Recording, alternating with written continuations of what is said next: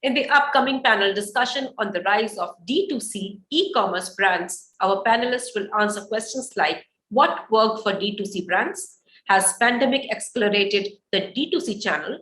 Challenges and opportunities for D2C e-commerce brands, etc. I would like to invite Mr. Shyam Unnikrishnan, partner, Bain and Company, to moderate this discussion. Welcome, Mr. Unnikrishnan.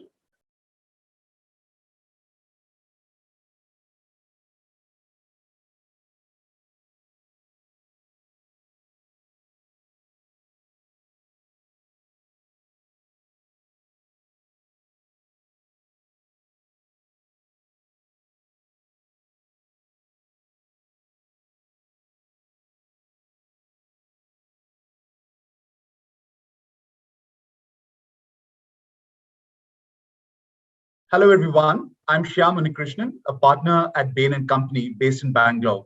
And I do a lot of my work in the exciting world of digital insurgents.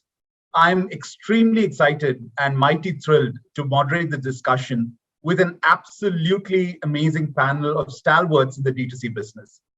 We have founders of beauty brands, grooming brands, electronics brands, and logistics that enables all of this.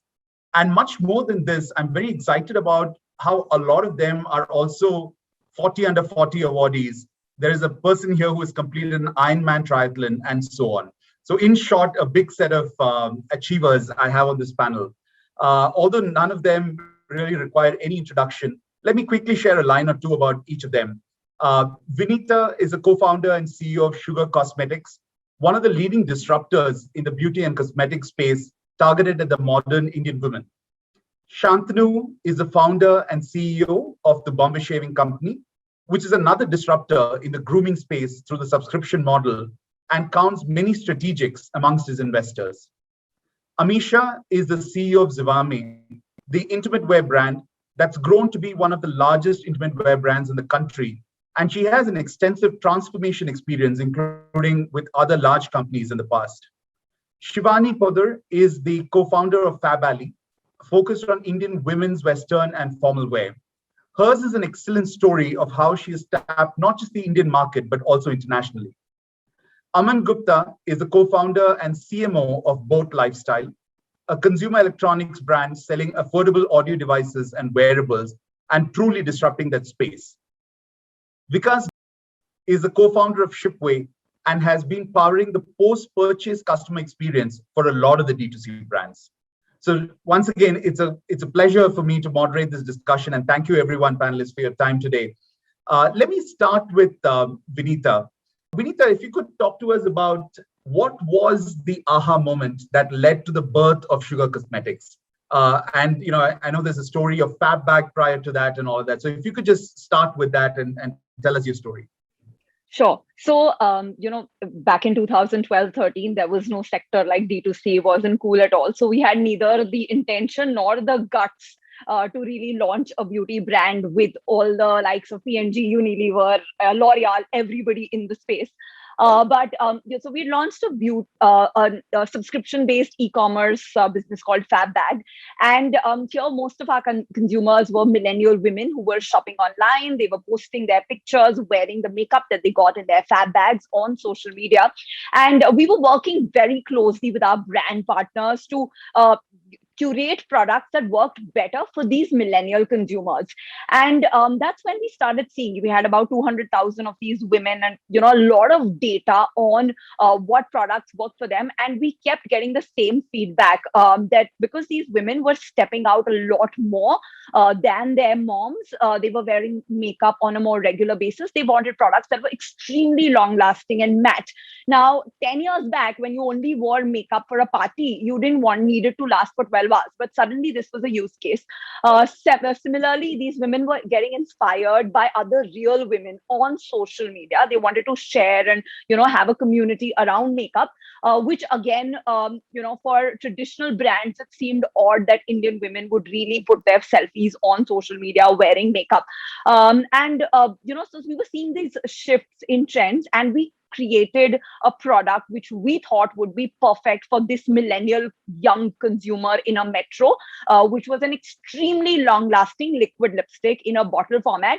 And we actually went to our brand partners and told them that, see, this is perfect for millennial women because they're very different from your traditional customer. And most brands told us that, we are serving the 18-year-old and the 40-year-old. Our core markets are still general trade-driven kirana stores, and we cannot launch products that are so polarizing, products that can actually be so risky, so to say, because a matte product probably cannot be worn as conveniently by an older person.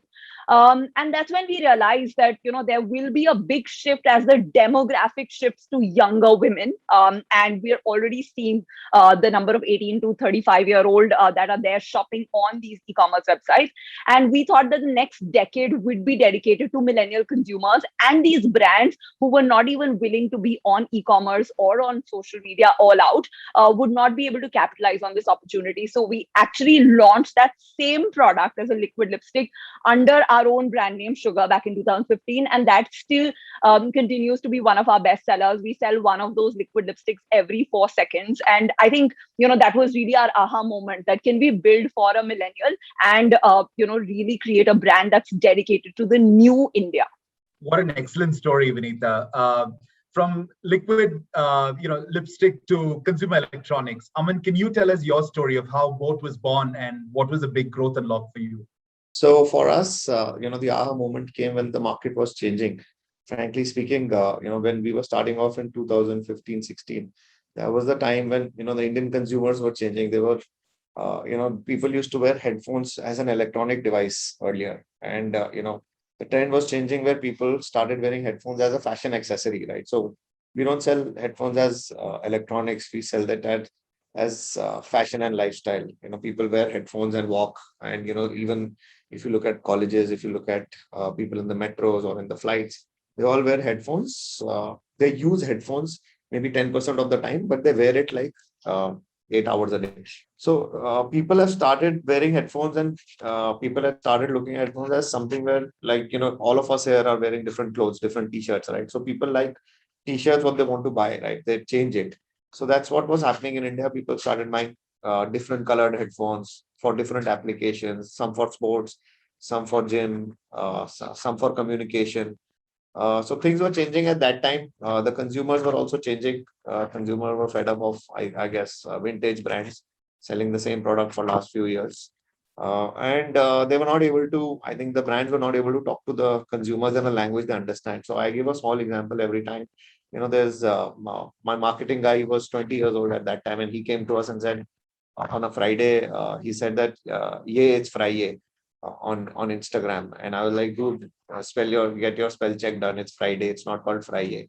And that is the time he said, sir, you relax. Let me handle it. I know how, so all this FOMO, YOMO, YOLO, I don't know what you guys do. So they know their audience. So I let them I let them talk to the audience in the language they understand. So the consumer was changing. The market was changing. No longer, these deep-pocketed old brands with vintage distribution and vintage ways of doing things were popular enough. So India was changing, times were changing. So we thought it was the right time. We went into it, and as Vineeta saying, D2C suddenly is hot for last 1 year. Earlier D2C used to be, D2C हमारे ना Delhi में D2C उसको बोलते थे, वो जो बसें होती थी ना DTC. So suddenly D2C to D2C is a transition which has happened in India. Everybody is talking D2C. Even, every day we see, some venture capitalists investing like some money in some D2C. So I'm very happy, D2C is come of age. We were used to be called online brands, no longer. Now we are called D2C brands. So there's an industry coming of age. So yeah, that's it. Amazing. I should have probably tried the introduction very differently. And, the next time I do it, maybe I'll use more of YOLO and FOMO in my intro as well, I guess. But that's fascinating. And it's very interesting how Vineeta and Aman, you both spoke about your customer and, how there was probably a consumer with a lot of needs that was not being addressed, and, how that goes. Amisha, I'd love to hear from you because, you're a brand that's grown significantly, right? I mean, I'm sure you had a core customer that you were solving for, and probably the pandemic has changed, or has it? Can you tell us more about that? Shyam, we've been on a terrific growth journey. If I look at the last 3 years, and a lot has changed for us. We've definitely onboarded a lot of customers, and we've spanned. I mean, right now our platform serves everything from sort of mass to super premium. But I think something that's interesting that has happened through the pandemic is the acceleration of tier 2, tier 3, and I would probably go all the way to tier 4 actually. And what we are finding interesting there is that the consumer doesn't look very different, I would say, in terms of their ability to buy. They do have this similar kind of wallet share that they're possibly putting towards it. They are willing to explore. And I think what's particularly interesting here is that, in fact, I'd say that the needs were unmet all along, and they did not have access to these products in their markets. And I think what the pandemic has done is allowed them to sort of, there's been a trial. And ever since, they are definitely after these products as well, right? So I'd say a couple of things that have changed would be, one is that there is access, and more than what a tier 1 customer sees, I think tier 2, tier 3 consumers are finding that, this is a way I can go about it. Second thing is they're after brands who they can trust. So this whole piece around, I have confidence that if I buy from here, I will be able to return, or I can try it, and my money is not at risk. So some of those pieces sort of have gotten tested through these times, and again, we've kind of onboarded more of the new age to tier 2, tier 3, tier 4 consumers. And from an offering point of view, what we're seeing is that it isn't that it's a value, sort of a value product that one is after. They're after, everything from a tummy tucker to a shapewear in those markets to, bras, which are sort of span across the board in terms of home bras versus things that they need, for a Zoom call or, for going out, etc. So I think the mix of products that they have bought, I would say, looks very similar. And I don't think the price points also look very different either. But I see a lot of experimentation happening. And it's quite amazing to see the kind of, how people are exploring even just the content on the platform. And we get a lot of reviews from consumers, and these are coming from those markets as well. So I'd say access has changed things in a big way. And that's possibly the biggest sort of shift that the pandemic has sort of led to. That's very interesting, Amisha. We've done some recent research as well on this. And I'm talking about, overall e-commerce shopping itself. And we were looking at some of the data. Really, the average selling price, if you look at the metro tier 1 consumer versus the tier 2 plus consumer, the delta is just marginal, right? I mean, at least the categories that we looked at, it was about 10-15% at max, right? That's what it is. I think you said that very beautifully, right? These consumers have the aspiration. A lot of them have the ability to purchase, but it was access that was a gap, and you've helped solve that, which is fascinating. That's great. We've spoken a lot about the Indian consumer, and Shivani, very excited to hear about how did you manage to crack the international consumer. Tell us a little more about who's your core consumer and what you've done. Yeah, thanks, Shyam. Hi, everyone. We very interestingly, actually, we have an ethnic fusion wear brand called Indya. And what started happening about 2.5 years back is we started seeing, a lot of interest from consumers, NRIs typically in the US, Canada, typical countries where there is a concentration of the Indian population. And when these orders started, and this wasn't even an active effort, we started kind of seeing a lot of consumer inquiries coming in to say, can you kind of service, can you send my order to Mauritius or Australia or, places like these? And that's when we realized that there is a huge audience internationally, which is interested in what we're doing. And that's when we really started building our focus on the D2C side to really service this customer. And if you start thinking about it, it's just that, if I'm living in the US today, and I have a need to buy Indian wear, right? Whether it's Indian jewelry or Indian clothes or, all of these things. And so where do I go? Right? And just the fact that there is a fusion wear brand catering to them, servicing them with, 4 to 5 day deliveries, possibility of returns, sizing to kind of really fit their bodies as opposed to kind of being designed in a boutique somewhere in New Jersey. So I think a lot of those things really help. And today, almost 40% of our D2C business comes from outside the country. And some of these, just on the consumer side, a lot of these consumers are, they're willing to spend For them, the prices in India are at about it's pocket change, right? It's $15 for a product, and cheaper than Forever 21, and that's something that so from their standpoint, it's something that's affordable, it's something that's quick, and they've really never seen anybody service them like that. And this is so there's we see a lot of love from these customers to say that while I'm kind of safe, I'm getting married in Canada today, I can actually sit at home 1 month in advance and actually buy everything from our website, from House of India. And that's something that's kind of really, really changed, how they shop there. So that's the international consumer. We're very excited about this journey, and we're actually projecting that almost 60 to 70% of our D2C business for our India brand will come from outside the country. Fascinating.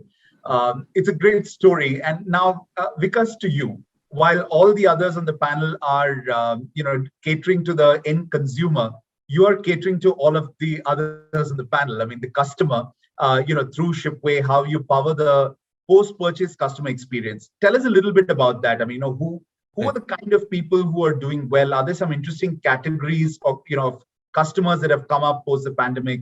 Would love to hear from you. So like others, like we have also started in 2015. So then that area, like when Google is promoting the Flipkart, Amazon, and Flipkart, and through GOSF sales. And Flipkart has earlier started Big Billion Days at that point of time. And for the point of view of top sellers, so they are coming into the e-commerce at that point of time. And so they started their e-commerce websites in Magento, OpenCart, that point of time. And but the problem with those brands are mainly with the technology and how they are providing Amazon, Flipkart like of experience to their brands, because they are expert in their products, right? So they made product, but how to provide Amazon like experience, Flipkart like experience to the consumers. So there we find a gap, and we started Shipway at that point of time. And our only vision is to provide the best post-purchase experience to the customers. It's only not about like sales is happening. There are lots of other things after sales. So those gaps we are filling with the help of Shipway. And if I'm talking about nowadays, like from past 2.5 years, there are lots of D2C brands are coming up. And the good part of them, like they are adopting the technology, they are adopting the softwares like Shipway, and they are not focused on software. They are focusing on their own products, like how they can add value for the consumers. So this is the, like you can say, like this is the best thing for us.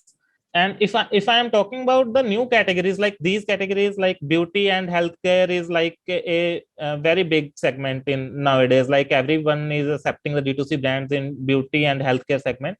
But like some of the other niche categories are like pet foods. Like few of the brands are really doing very well in pet foods, and some of the planting startups like Nursery Live and all. So they are doing very good types of business for planting. Like in this pandemic moment, like everyone in like is like love planting, and they have enough time to spend and experiment with plants, and so they everyone need that. So these are the few categories: dog, pet foods, planting, and these are the some of the other categories like are growing very fast. Excellent. That's very interesting, because I mean, I think the interesting thing is at least nature has had some benefit out of COVID, I would say, across the board. I mean, whether it's pet food or, whether plants and all of that, it's a way for us to reconnect. That's great. Now, a lot has been spoken and written about what is ceiling for D2C brand, right? A D2C brand can only scale and pick a number, 100 crores, 50 crores, 500 crores, there's always a ceiling there. And, with people like you here, I'm very curious to know, is there a ceiling? If you've breached that, how have you done that? Shantanu, would love to hear from you.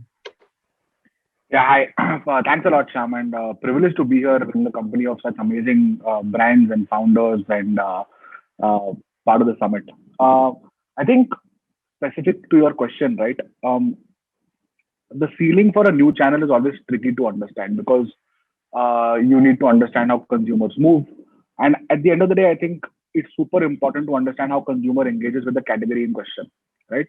My broad understanding is, if the category is engaging, then D2C has an opportunity. if the category is not engaging, if it is a grab and go category, right, which is the case in a lot of FMCG. We operate in FMCG. We think of our Bombay Shaving Company as an out and out FMCG business. There are many categories in FMCG which are not super engaging. They're grab and go. And for us, the objective function is, can D2C create top of funnel awareness and engagement for the brand, so that when the consumer has the 5 seconds to engage on purchase, wherever the consumer is, that we have been able to convert our brand into a brand of consideration or choice, right? So think about our brand, for example, we make shaving creams and shaving foams and razors. It is not a purchase that requires a lot of thinking. Okay, you will probably go to a shelf, look at something you like, and pick up something, put it in the cart, and leave. It could be an Amazon page, it could be a Big Bazaar store, it could be a Kirana store. For us, the purpose D2C fulfills is we get consumers to engage with the philosophy of the brand, the kind of products we have, and micro innovations that we do in these categories, so that when they come to a particular destination, it could be anywhere, they buy. I'm not sure. For example, if you look at look at Aman's business, or where it's electronics, there is engagement. People will compare 20 things. They want to make sure that the music they listen to for the next 2 years is top notch. Or you look at Lenskart, which is an amazing example of D2C which has gone offline, right? Or Zivame, for example, it's high engagement where you want to go through, you want to understand what you're going to wear and so on. It's something but for us, you put the shaving foam for 30 seconds in the morning. It's not high engagement. So I think the way the category lends itself to engagement for a consumer to come to an app or download it or come to a separate website needs to be thought through. Can you guide people there, engage them, so that once cultivated, they buy you in multiple channels? Is the way I think about D2C from my vantage point. But I think overall, if your category lends itself to engagement, I think D2C is a ceilingless opportunity, because Indian consumers are very keen to kind of go and talk to the brand directly, for sure. Excellent. That's super, Shantanu. And another example from grooming to fashion. Amisha, I mean, I loved when we spoke, I connected earlier. It was fascinating when I asked the question, because, I had to hold back a little bit, because, I was glad that we were doing it virtually, because the immediate response that came from you was, what ceiling are you talking about? And that was very energizing to hear that. Tell us more, Amisha. I mean, how have you grown? You're now one of the largest in intimate wear. Tell us that story, please. Look, it's been... it's an exciting story. It needs many hours to talk about, but I'm just going to say that I will repeat myself. What ceiling? I think we call D2C brands, and then we call offline, and the consumer doesn't think of it that way. First of all, right? It is about her. It is about in the moment what they want to explore. What is their decision journey? Whether it is I want to spend 5 minutes on something, or whether I want to spend an hour on something, right? It's the way I take a decision, right? So who are we to say that, D2C versus online, offline, not D2C, all of that, right? The way I look at it, it is an enabler, it's a channel. But I call ourselves as the digital first brands, or digital first sort of platforms, right? And I think that's where the nuance lies. Zivame, I remember 3 years back, somebody told me that, Amisha, are you sure this brand or any brand in this category can go beyond 200 crores? And it is fascinating today, right? I mean, it was in a year's time, we kind of shattered that, right? We moved and we are way, way bigger than that today. And I think the fundamental thing here is, how are you connecting with the consumer, right? So how Shantanu mentioned about engagement. In my mind, it is a way of how our organizations think, how we are going about building it. And a digital first brand thinks about things in a probably a little more aligned to a certain set of consumers who are, used to starting their day in a different way. So is retail not going to be around, or is an offline brand not going to be around? That's not true, right? It's all of it is going to be around, because consumers are going to look for experiences, whether that experience is available to them digitally or offline. It's up to the brand how they want to build about it. So I feel it's important as a brand for us to kind of figure out what D2C means and what are we going to do to serve the consumer. And I would like to keep these two things separately. I think a nimble organization, an agile organization that kind of thinks of things in a very fast digital way, thinks of the decision journey in a fast, in a very nuancy way, thinks of every part of the funnel in a very nuancy way, right? In terms of how is she going to take a decision on checkout? How is she going to take a decision on moving from category to the next page? And that's more sort of getting, under that particular thought process that goes on in her head. So I think digital first brands have enough and more data to kind of also be nimble about iterating, etc. Now, but I think at the end of the day, it's where the consumer is. You have to be where the consumer is. And tomorrow, if this channel becomes a secondary channel, we'll sort of adapt and move on to whatever is next. So I personally believe, I think the thought process is about building a brand in this the very simple first principles way, how it used to be done earlier. But the difference is the iterative cycle. The difference is how we go to market. Some of those pieces are quite different than what we would have done traditionally. So I don't believe that there is any ceiling to it. I think it's the data is there, and I think enough and more for us to do. Clearly not, Amisha. Thank you.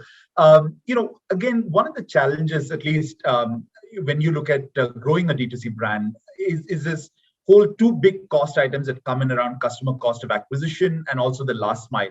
Let me start with the cost of acquisition of the customer. Vineeta, you have done very interesting or innovative things around that. How do you manage as a D2C brand to keep the cost of customer acquisition low? Yeah, Shyam, before I answer that, let me say I had an aha moment in this panel when I realized I've gone from a serial plant killer to a plant person in the pandemic. And I just realized when Vikas said it that, yeah, actually, this is probably a big shift in consumption for a lot of us millennials as well. So coming to your question, so yeah, most of us brands, I think Facebook and Google have really, funky algorithms to figure out a way to keep pushing up your CAC as you increase your spends. And, their aim is to get as close to your AOV as possible. And for brands like us that want to be positive on every order, we want to keep it down under $500. So it's like this constant tug of war. And if you're not doing that, I mean, if you're not paying Google or Facebook, then the only other option you have is like discounting. And for a brand like ours, we put a lot of, we think that price is a important part of the brand experience. Like it's one of the elements of experience. So we don't want to discount beyond like a 10% and things like that. So so when you're trying to grow on e-commerce and you don't want to spend CAC and you don't want to discount, you have very limited avenues to really scale fast. And the things that have worked for us, of course, still a long way to go, given the 1,000 crore number that everybody here is talking about. But what's worked for us is two things. One is, of course, content and community. So beauty traditionally has been, especially makeup, a purchase where in a store, a beauty advisor tells you how to wear a winged eyeliner, and then you buy it. Right. So it's always been an education driven purchase, and, exact opposite of what Shantanu mentions, is an extremely engagement category. And so what we've tried to do is we've tried to say that, okay, can we create that entire experience on our D2C platform as well as on our social media communities?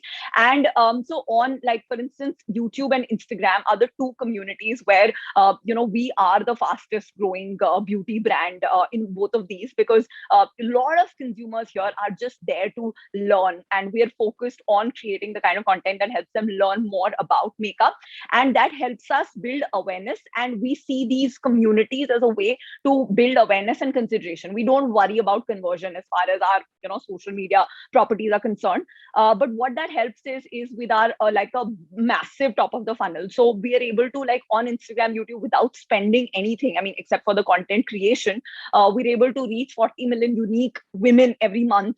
We're able to get like more than 320 million views on our content, which is around makeup. So we're just focusing on that, and we let the D2C team then use that top of the funnel to actually improve their conversion. And we've seen that the larger our community, the better our conversion as well as our organic traffic is. So that's one. Second, I think again, omni-channel has been a big part of our story, because for makeup, 95% of the country still shops on offline. And what we've seen is that when consumers start seeing you in offline stores, the trust goes up, and again your conversions on D2C go up. So and retail, I mean, although initially there is some bit of investment, but after that there is no CAC really. And so retail again is one part which has helped us overall bring our CACs down, because of the fact that we're just seen in like 15,000 distribution points, and that helps people not have that doubt whether they can trust that brand, especially tier 2, tier 3 consumers who come in to the whole shopping with a big like trust question when they are considering D2C brands. So that's worked for us so far. That's great, and lots of learning there, Vineeta, for anyone starting up in this space. Shantanu, Vineeta brought that contrast, of how it's a high engagement category versus what you call a grab and go category. And so would love to hear from your perspective, how do you think about customer acquisition and as well as last mile? And do strategics have a role? Because you have some of them. Do they play a role? Tell us more about that. Yeah, no, so I agree with Vineeta completely. I think Facebook and Google and Amazon have some of the smartest programmers around to make sure that brands like us give them more money than they give us. So we have to make sure that we kind of guard against that. But I think what they've been able to do, to be very honest, what they've been able to do to put brands out there at limited budgets is outstanding. I think the way to think about it from a mental model standpoint is performance versus brand. And that's, I think, what Sugar does on brand is outstanding, which is the more effective your brand content around the brand communication around both content and community is, the lesser performance you need. The more organically consumers want to come and buy Sugar or want to come and buy Boat and want to come and buy Shivani, because there are so many people talking about it. The videos are engaging. More percentage of people are watching the videos till the end. There is education content on every product. It is just amazing how, if you can use organic in either influencer or your own brand platforms to put your brand in front of people, I think these platforms are brilliant. And as a brand, we started with 100% performance, 0% brand in month one. And today we are at 20% performance, 80% brand.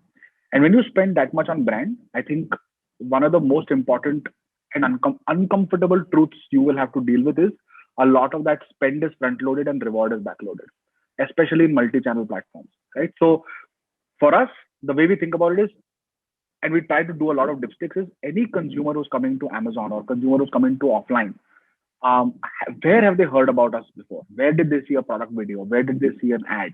It's okay for them to see a Facebook ad and come and buy in a store, but we have promoters asking this question. We know that digitally we have cultivated a consumer who's finally come to a store, seen a shaving foam in a full brand block of other shaving foams, and picked us up because, hey, hold on, coffee makes a lot of sense under the nose, right?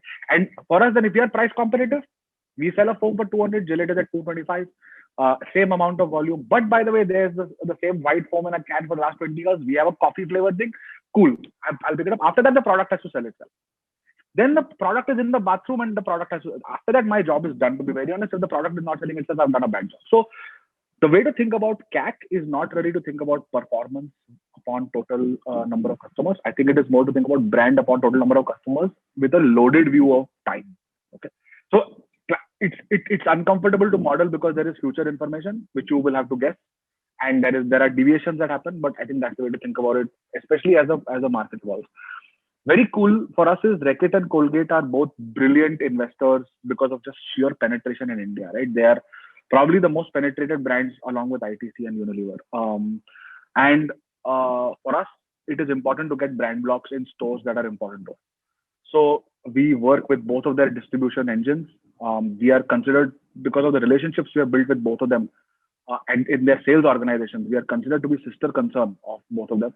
So distribution, retail, thinks of us as a Colgate sister concern or a Reckitt sister concern. So the kind of margins we are able to set, the kind of position in a store we're able to get, the kind of help we get in designing a planogram for our category is insane. It's something I would never be able to do first principle.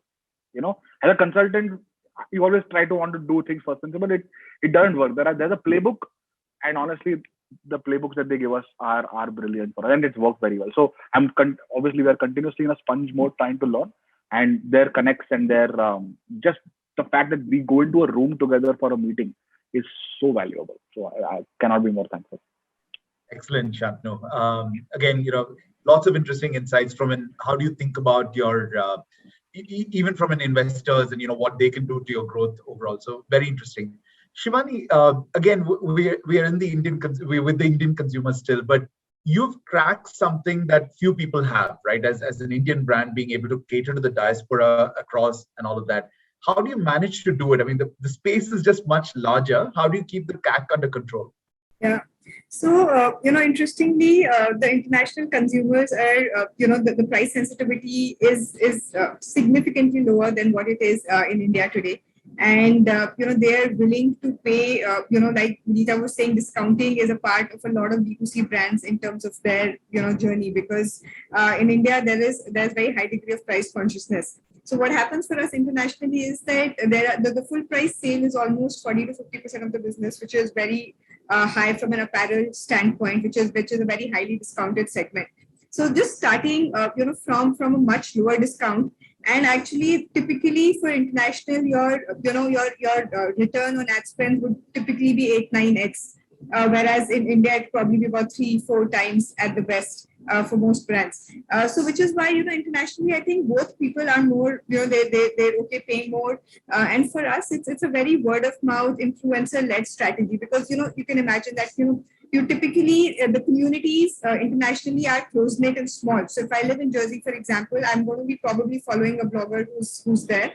I'm probably going to be going to these Indian themed parties where typically a few hundred people gather in pre-COVID times. And that's what we'll probably be looking at. So what we try to do is really kind of go after these communities, talk to people there, talk to influencers there. We have a very strong word of mouth, promotion incentivization structure for our international customers. And that's broadly how we built it, because spending money internationally on performance is very expensive, because as you can imagine, the click rates, etc., are 5, 8, 10 times what it is in India. And hence that part becomes very, very expensive. But how we've been able to build is to really talk to customer and ask them to become our agents. And that's what they've done. And even with low incentives, people are more than happy, right? Because they love the product. So for them, it's a lot of for us, it's a lot of validation to see our customers becoming like our partners in a way internationally. And, not only that, we get it from a lot of customers. They're like, can we start franchisees? Can we start a digital boutique? Can we kind of, just start a Facebook page for you guys here, in different parts of the world? So that's something that we've kind of been really encouraging. And that's how we've really grown the international business for us. Excellent. Very, very insightful. Thank you, Shivani. Now we have acquired the customer. Now it's important to keep the customer, and what do you do from a post-purchase experience perspective? And clearly, I mean, I think a lot of you corrected me at different points of time. We're digital brands, and it's all digital, and tech is core in terms of how you solve for whether it's product, whether it's customer experience. Because would love to hear you're doing this for so many D2C brands, and how are you helping improve the post-purchase customer experience, especially when she's buying from a D2C brand? So there are lots of areas where we are helping D2C brands. So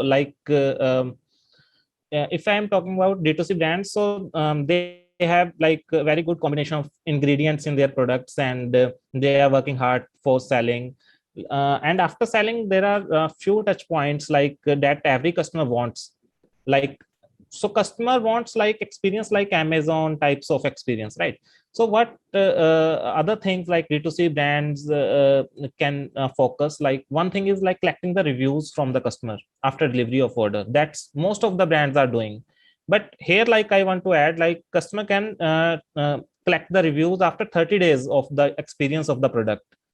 So by collecting that metrics, D2C brand can improve their current existing products. That is the one thing. And second thing is providing the customer experience for exchange, returns, and refunds. If I'm talking about Amazon, when you place an refund request, as soon as the courier guy pick up the item, you will get the refunds within 30 minutes in your account. So that is called experience. If you are providing that type of confidence, Vineeta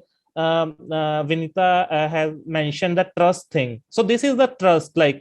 If you are providing the refunds, instant refunds to your customers as soon as you collect the items, and you are refunding the amount within 30 minutes. So that is called experience and trust. And we all are digital companies, digital first companies.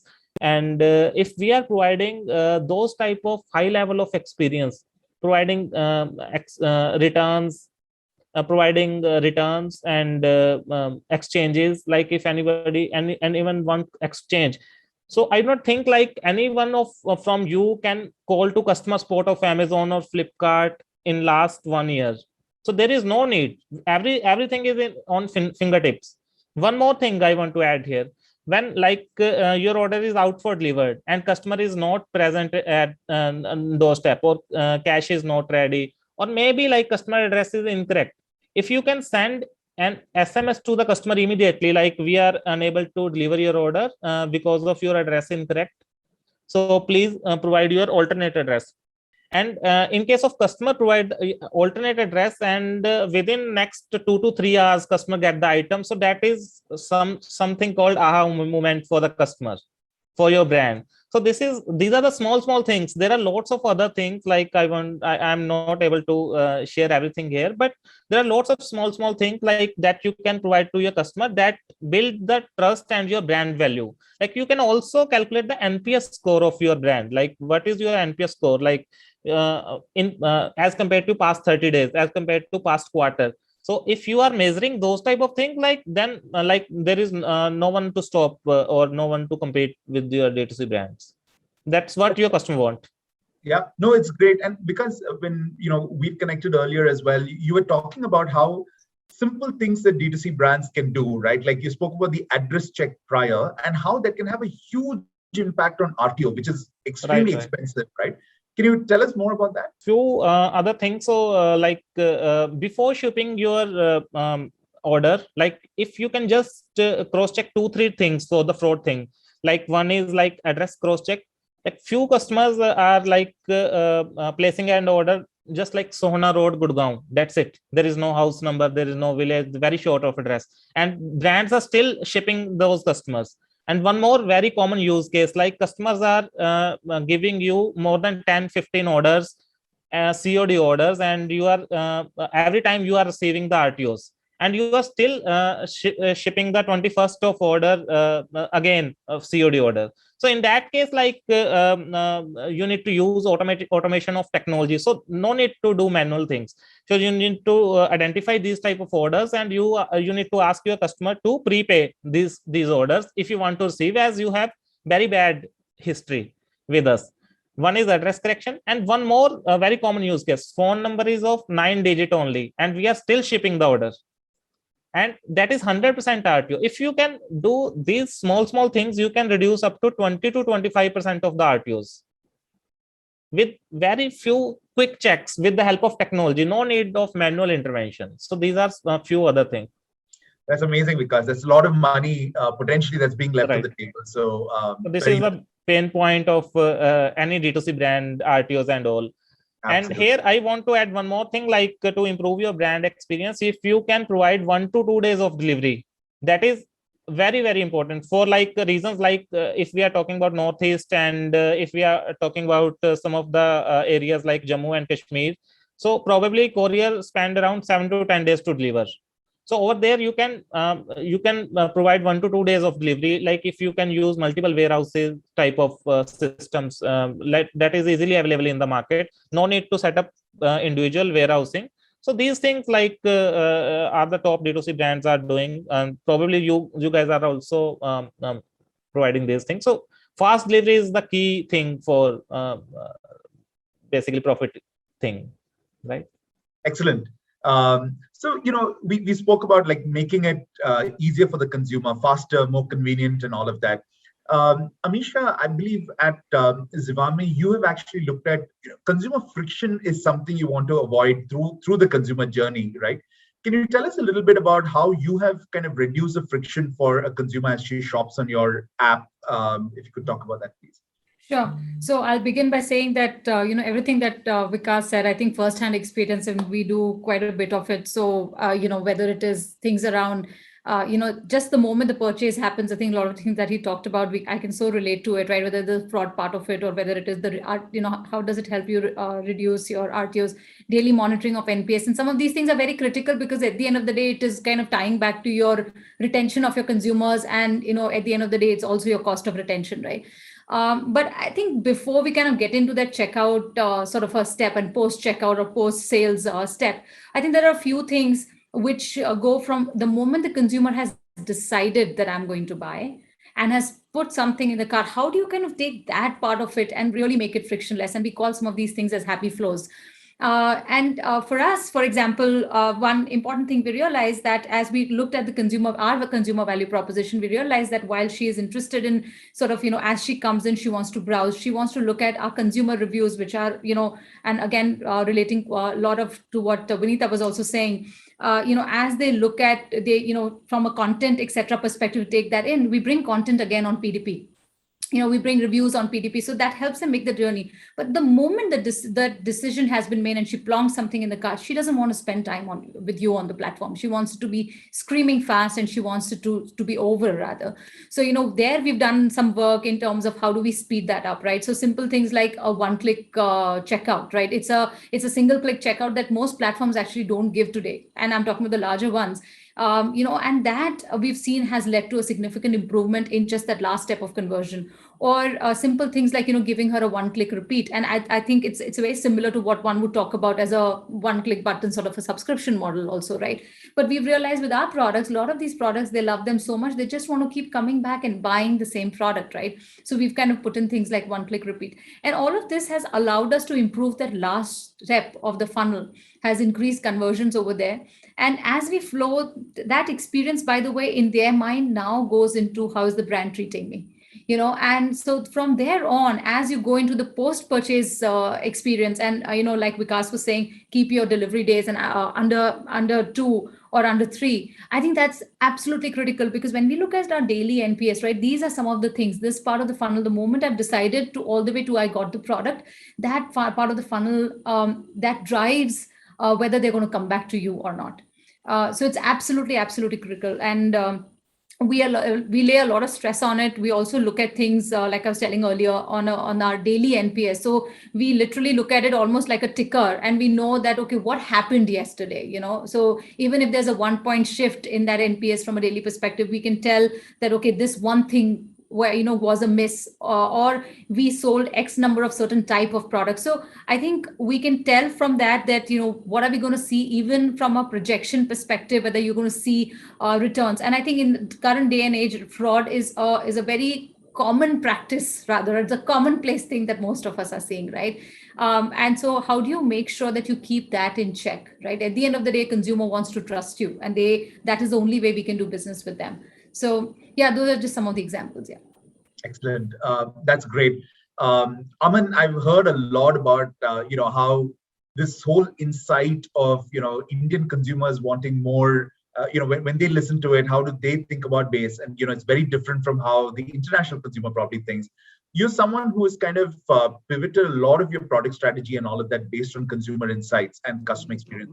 What do you do to ensure the best-in-class customer experience for both consumers? So Shyam, I go with basics. There was Salman Khan who once said, "Baby ko base pasand hai," right? So that's true in India. India ko base pasand hai. So we changed our headphones. We made them a little bass heavy. The best compliment I got from one of our competitors was, you guys have changed change. He said, "You have ruined the ears of Indians." I was actually happy to hear that, because, the sound which all the Americans and Germans and the worst Chinese, they promote is a very sweet sound, right? And we Indians love dhol, we love, tabla. That's our, I come from Delhi, and in Delhi, there is a market called GK1. I used to remember there used to be people in their cars putting blaring music from their subwoofers. That's India, right? So India loves bass. 90% of India loves to put the volumes high up. So we change the music, we change the product to taste the Indian sound, and then, it's like nasha. You get used to it, right? You get used to a perfume to smell, right? You get used to a whiskey, or a beer, right? Or a tea, and then you can't go lower than that. So same way, ears is also one of the senses, right? So you get used to our sound, and unfortunately, then you don't like any other sound. So that's the way we get our repeat consumers. That's the way we do product innovations. And for us, we don't have the liberty as a 70, 80-year-old brand whose product might burst up in flames, but still consumers will forget him or her, right? That brand, right? Because the brand has its value, right? For startups and for D2C brands, they will try you once. But if your product is not good, if your experience is not good, they will not try you again. So they're ready to experiment. That's what I feel. Indians are ready to experiment. Consumerism is at all-time high. They don't mind trying you, but if you're not good, they won't try you again. So that's the way we look at consumers. We look at product, and that's the way we. And if we don't change, then they will change the brand. So you keep changing, you keep adapting. That's the way we are. Awesome. I mean, I can see why you've retained the CMO title after all these years, and not so amazing. Baby ko base pasand hai. I wouldn't forget that. Vineeta, coming back to you, I think a lot's been spoken about just D2C, right? I mean, are we understanding the term right or not? When you look at sugar, what's the role of sugar as a brand versus sugar as an app? How do you look at that? Like I think Aman mentioned, we also call ourselves a digital first brand, not D2C, because honestly, D2C is probably about 25% of our business, and we intend to hold it, maybe, try to push it up to 30%. The way we see the channel is that, when we started this business, the two things that, helped us fight the competition and we think will help us ensure we stay ahead of the competition is firstly, being very close to the consumer. So being like really, really, getting early insights on where the trend is going. And second is taking risks that large brands cannot do in terms of trying out, experimenting with products, because no matter how much market research you do, the real test is when your product really sells, right? So now for these two things, our D2C platform is actually sort of an experimental lab for us. We get a lot of data, we ask, and the good thing is that our consumers love to talk. So, if I have if I ask them for a, survey with 30 questions at the end of which there's an optional text box just saying that, tell us something, we have literally 75-80% of our consumers voluntarily writing stuff, even if it's just that, oh, I love the brand, it's my favorite product, because it is, like I earlier mentioned, it is a highly engaged category. So, just mining through all those insights and then experimenting with launches on our D2C, seeing what works, and only that is put into our retail channels as well as our other marketplaces, because makeup is a SKU heavy business. Like a Maybelline or a Lakme has more than 1,000 SKUs. For a young brand to manage working capital, that's not really possible. So in our rest of our channels, we probably have 200 SKUs at any point of time, but on our D2C platform, we'll experiment with 700-800 SKUs, see what works, what's gonna scale outside, and then. So I think that it's used more like a lab. I really don't want to put a lot, because of the fact that we have the pressure to have every channel contribution positive, including D2C, and we don't discount, and we have a CAC budget. We don't want to be in a situation where we have D2C targets and we're under the pressure to finally on the last day of the month need to discount. So which is why we don't really intend to take this to a 70-80%. The market is going to grow 4 to 5 times. So we do know that this channel will over a period of time also grow 4 to 5 times or maybe more. But more than that, I think we see it as a lab for us. Before we coming towards the close of the segment, but a couple of questions from me. Really, what are Shantanu, when you look at D2C, and what are the opportunities ahead for a D2C brand, or what are some of the big trends? What would be top of mind for you? I think the obvious thing is I think people are very comfortable buying online. I think pandemic has super accelerated it, and while there might be a correction, there will be a new normal. So I think one is people are comfortable buying online. The second thing is I think consumption of differentiated products is going to leapfrog a lot, right? So people are now wanting to do the new cool thing as opposed to doing the comfortable habitual thing, which is how Indian consumption was for a long time, especially in FMCG. But now they're like, if everyone is using this, I don't want to use it. I am unique.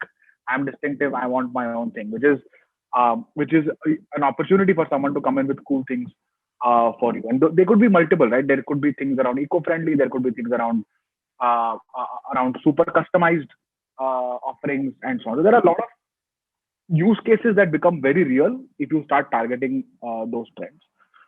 Third thing, I think there is access to capital and disposable income both in a way that was never there before 2020, right? There was capital and there was consumption, but I think the rate at which it is increasing on a month-on-month basis, yeah, like the way we are seeing consumption go up in our retail environments is mind-boggling. So I think these three things put together, and Aman and I were just having a sidebar on WhatsApp. I think there is no better time for a founder to start a company because just access to capital and consumption is so high.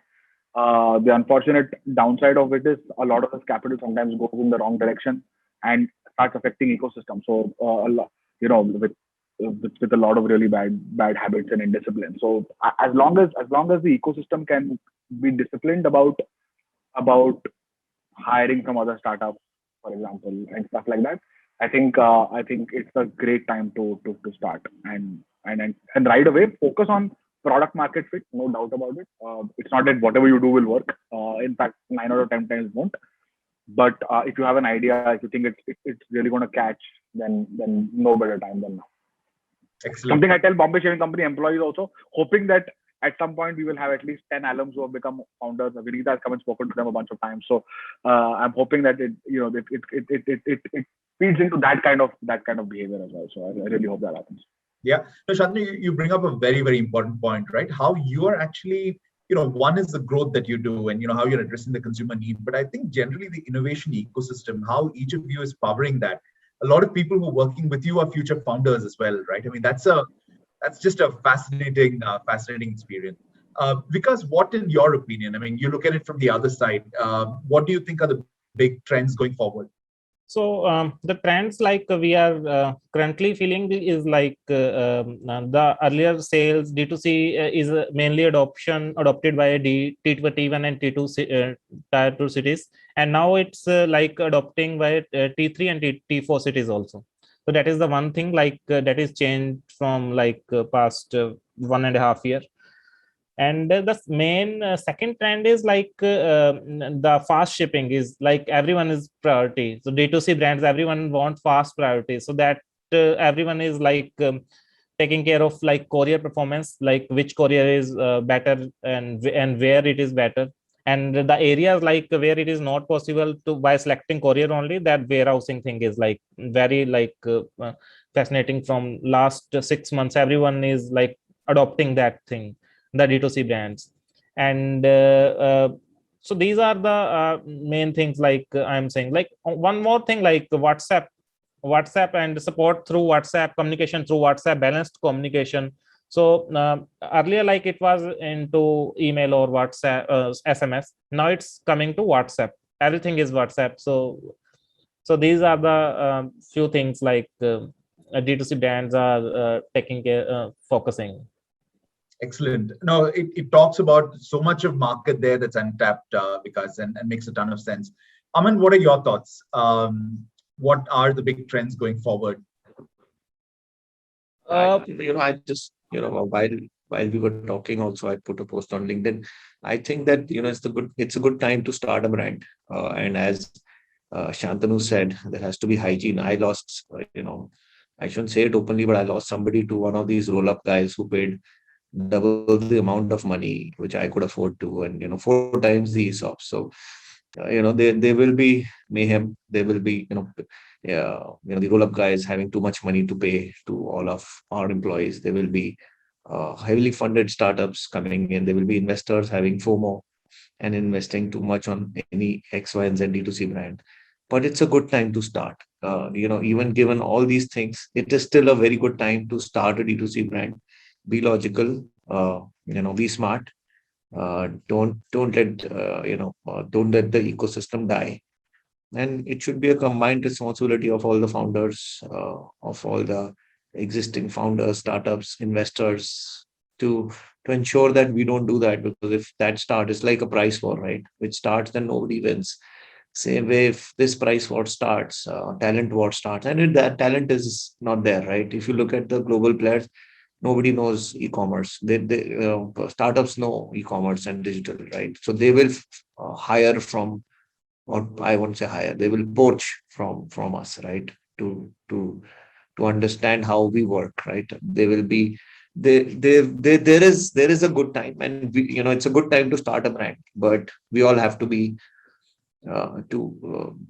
responsible enough to ensure, as Shantanu says, maintaining hygiene is important. Correct. Yeah, I think Shyam, if I can But interrupt it's you, good I time to completely start. Sorry, Shyam. I completely agree with Aman on this. I think we heavily funded situations with capital splashing around the way it is horrible for the value that has been created by capital that was invested 4 or 5 years back. It's horrible because the founders are young, are under immense.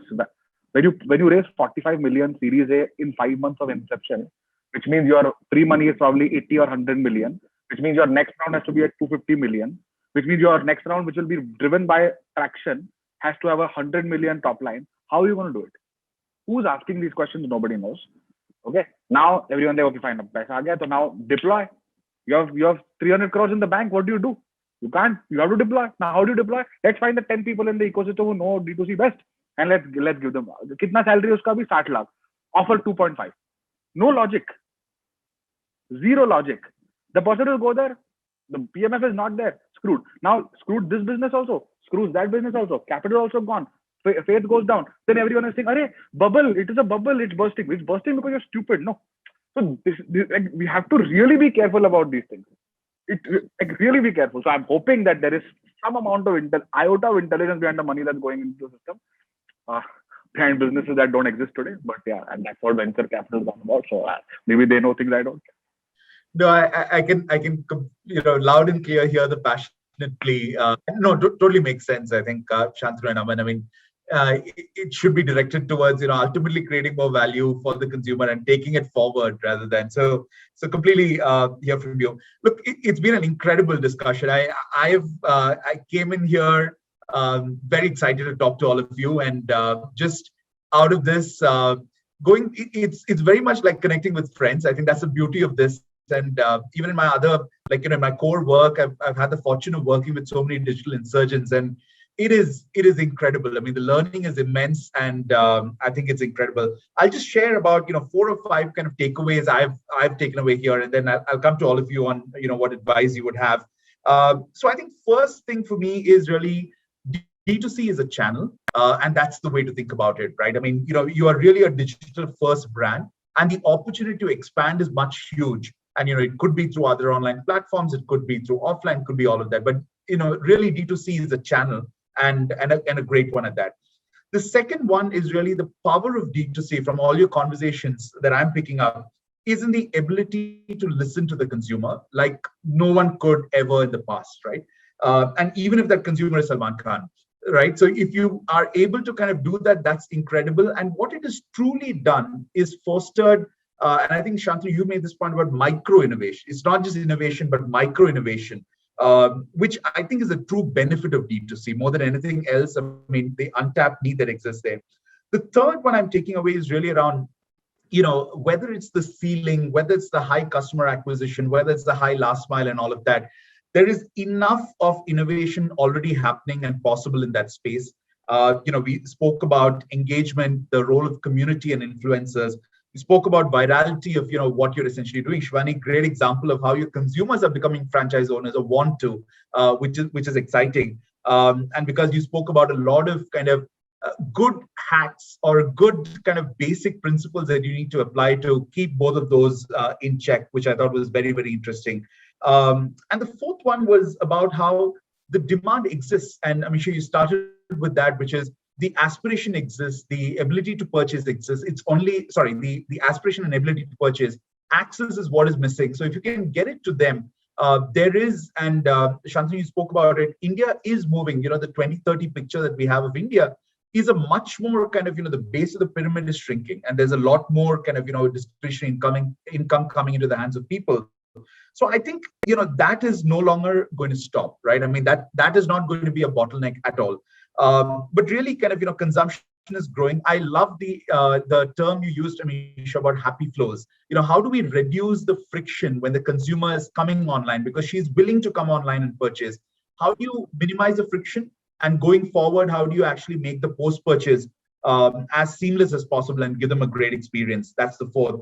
And the last one I have is really how it's this is cliched now, but really how each of you has been very, very agile and nimble and kind of fearless to pivot, right? I think that's what it is. The story of Fab Bag to Sugar, the story of, Amisha, where you started to post-pandemic, Shivani, what you have done with, Indian consumer and then going international, what you've done, like so many interesting examples of how, and I think that's a constant learning that, all of us have to keep in mind about, how you pivot, because consumers' needs change, the macro conditions change, and how could you pivot? But these are my 5 takeaways, very, very rich. And once again, thank you all. But before we leave, I'm going to go, in the order of appearance here. But one advice you have to any new budding entrepreneur, and I think the don't poach people is very clear. So apart from that, maybe, what other advice would you have? Amisha, starting with you. Sure. I'd just say that follow the consumer and be ready to adapt with the consumer and build a good business around it. Thank you. Vineeta? Yeah, I'll just add to what Shantanu and Aman said. A brand is like a 10, 15-year long journey of trust. So don't take shortcuts.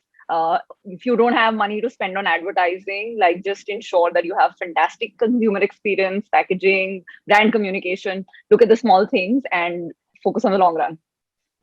Sorry, Vikas? Yes, so my advice is, focus on creating a value to the customer, focus on the product,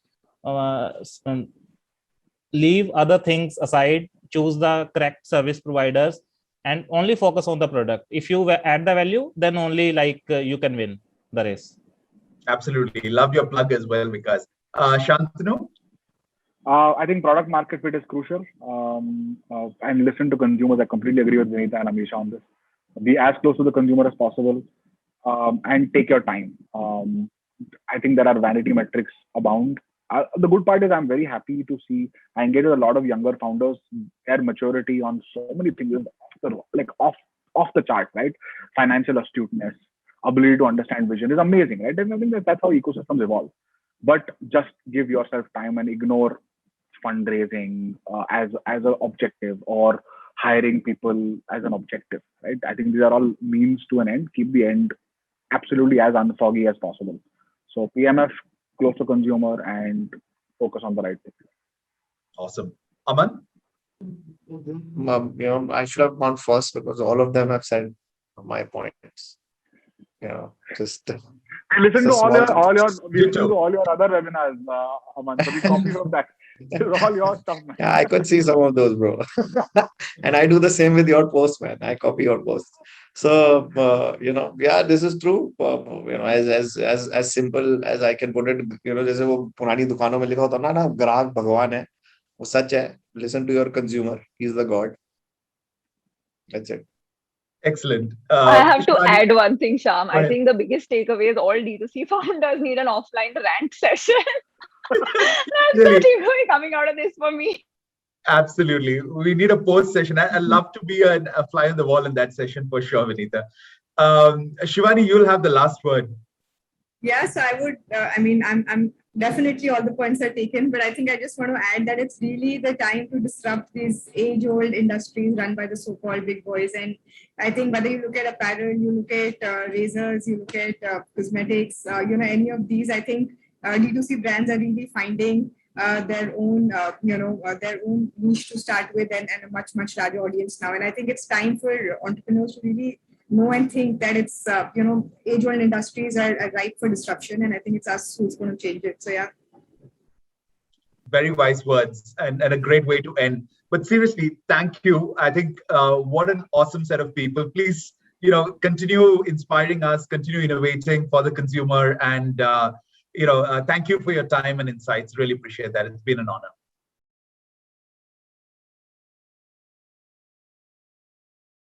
Thank you, panelists, for sharing your perspective. Your knowledge and experience about the topic will definitely help our audience in understanding the subject. Let's move to the next session. Stay there.